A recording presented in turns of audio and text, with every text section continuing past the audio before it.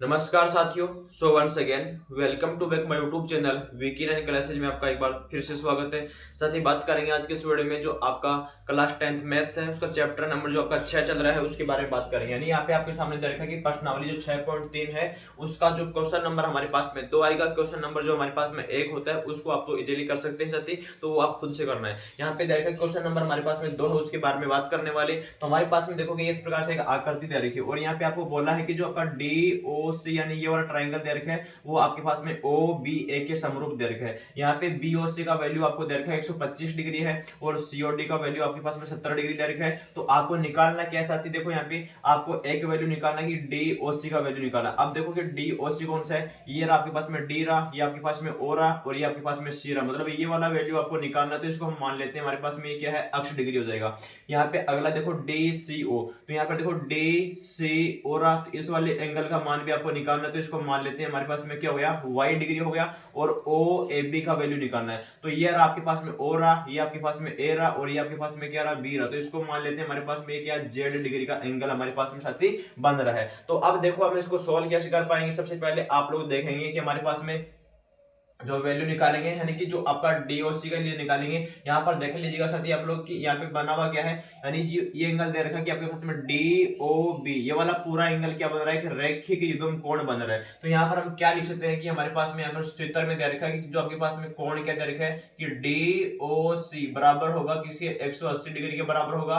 क्यों दे रखा है यहाँ पर ऐसा, क्योंकि आपके पास में क्या रेखिक कोण से बन जाएगा। यानी जो आपके पास में क्या होता है, रेखिक युग्म जो कोण होते हैं उसकी कंडीशन से हम यहाँ पे बना दिया है कि जो आपका रेखिक युग्म कोण होता है वो 180 डिग्री का होता है। तो डीओसी पूरा एंगल 180 डिग्री का होता है। यहाँ पर देखो अंदर वाला अक्ष डिग्री हो गया, ये बाहर वाला 125 डिग्री हो गया, तो इसका वैल्यू निकाल दीजिएगा आप। तो हमारे पास में क्या आएगा, इसको बोल दीजिएगा अक्ष डिग्री हो गया और यहाँ पर हमारे पास में क्या दे रखा है 125 डिग्री, लेकिन हम जानते हैं ये टोटल कितना होता है 180 डिग्री होता है। यहाँ से आपको अक्ष डिग्री का वैल्यू निकालेंगे तो यहाँ पर क्या आएगा कि 180 डिग्री के अंदर से आपको 125 डिग्री का वैल्यू माइनस करना होगा। तो यहाँ पर साथी कितना आएगा, 180 में से 125 माइनस कर दो तो आपके पास में जो अक्ष डिग्री का वैल्यू आएगा कितना आएगा, 55 डिग्री साथी यहाँ पर आ जाएगा। यानी कि हमारे पास में क्या बोल रहे हैं कि हमारे पास में जो डी ओ सी होगा वो एंगल हमारे पास में साथी कितना आएगा कि कोण डी ओ सी जो हमारे पास में क्या है अक्ष डिग्री हमने इसको लिया है वो कितना आएगा यहाँ पे 55 डिग्री साथी आ जाएगा। तो हमने तो एक वैल्यू यहाँ पे कैलकुलेट करके आपको साथ ही बता दिया। अगर अंदर वाला ये वैल्यू आपके पास में जाते साथ ही 70 डिग्री है, ये वाला आपके पास में अक्ष डिग्री है, तो इस y का वैल्यू निकाल सकते हैं। कैसे निकालेंगे, क्योंकि आपके पास में ट्राइंगल बन रहा है, ट्राइंगल के तीनों कोणों का सम क्या होता है 180 डिग्री होता है।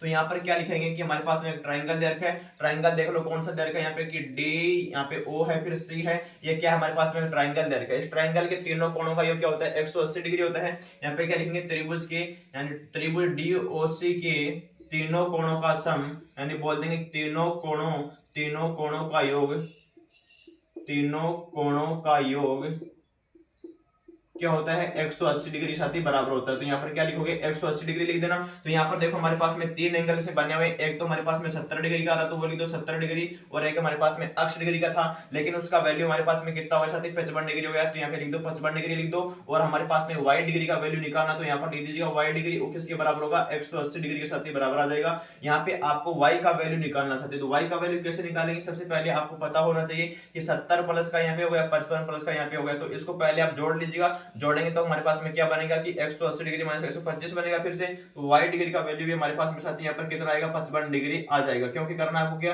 कि 70 और 55 डिग्री दोनों को जोड़ेंगे और y डिग्री में से इस वाले को माइनस कर देंगे तो आपके सामने क्या आएगा y डिग्री का वैल्यू भी साथ ही 55 डिग्री आपके सामने आ जाएगा। अब देखो यानी कि y का वैल्यू निकाल दिया, अक्ष का वैल्यू निकाल दिया, y डिग्री का वैल्यू 55 डिग्री आ गया, अक्ष डिग्री का वैल्यू कितना आ गया यहाँ पर आपके पास में गया 55 डिग्री। ये y डिग्री का वैल्यू है, आप इसको कैसे बताओगे, यानी कि हमारे पास में ये दे रखा कोण नंबर, इसको क्या बोलते हैं जो आपके पास में कोण DCO है इसी के बराबर हो जाएगा। अब देखो कि हमारे पास में ये वाला अगर y डिग्री का एंगल बना हुआ है और यहाँ पर क्या हो जाएगा z, दोनों बराबर होंगे, किससे बराबर होंगे एकांतर कोण पर में से। यानी कि हमारे पास में क्या होगा, यहाँ पर लिख दीजिएगा कि जो आपके पास में कोण y डिग्री है वो किसके बराबर होगा, कोण z डिग्री के बराबर होगा। ऐसा क्यों होगा, हमारे पास में होती है कि एकांतर कोण होता है उसके पर में से हमारे पास में क्या होता है बराबर होते हैं। तो यानी कि बोलेंगे एकांतर कोण से हमारे पास में बराबर हो जाएगा। अगर ये वाला वैल्यू आपके पास में 55 डिग्री आ रहा है, y डिग्री का वैल्यू कितना है 55 डिग्री का आ रहा है, तो z का वैल्यू क्या आएगा, तो z डिग्री बराबर हमारे पास में कितना आएगा साथी 55 डिग्री, यहाँ से आपके सामने साथी आ जाएगा।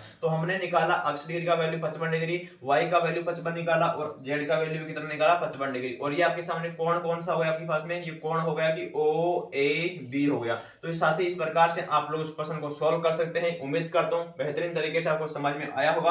आप जिस तरीके से चाहे उस मेथड से आप इसको सॉल्व कर सकते हैं। मैंने बेसिक से आपको बता दिया है कि इस तरीके से आप इसको सॉल्व करेंगे तो आपके सामने कोई तकलीफ नहीं होगी साथी। उम्मीद करता हूं समझ में आया होगा। तो प्यार सपोर्ट बनाए रखिए। Thank you so much, love you all, जय हिंद।